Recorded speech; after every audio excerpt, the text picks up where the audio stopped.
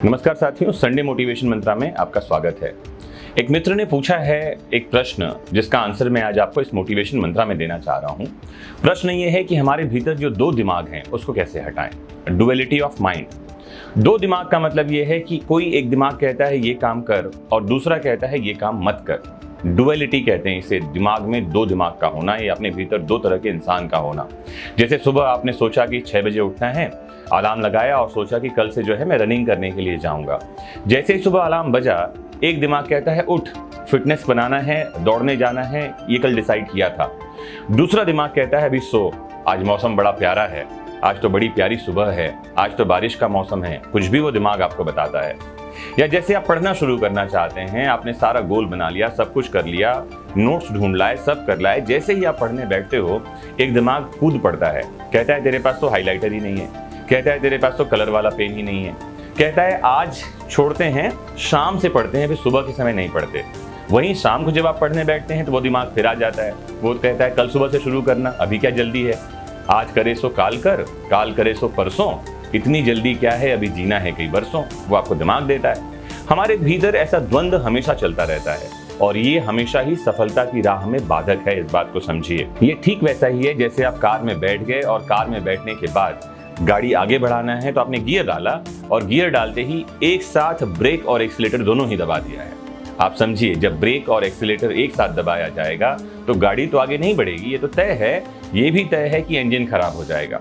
तो हम सबके जीवन में हम ऐसा ही कुछ कर रहे हैं। इससे छुटकारा कैसे पाएं, बड़ा महत्वपूर्ण है। एक बात समझिएगा, छुटकारा पाने के लिए आपको जो एम आपने डिसाइड कर रखा है, गोल आपने डिसाइड कर रखा है, उसके साथ आपको ये जरूर देखना चाहिए कि ये अगर नहीं अचीव कर पाए तो क्या होगा, या अचीव करने से हमारे जीवन में क्या क्या बदलाव आएगा।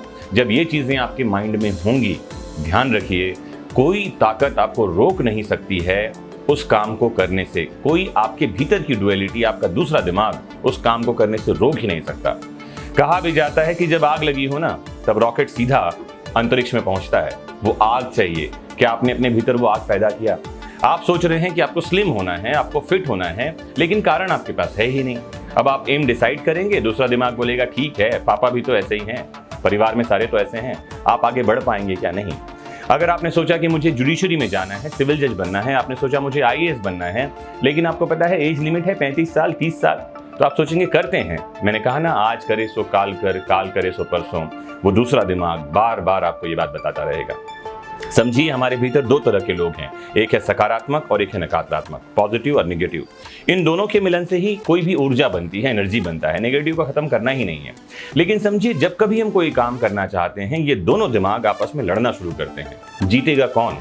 जीतेगा वो जिसको आपने ताकत दी है, जिसको आपने शक्ति दी है, जिसको आपने ऊर्जा दी है।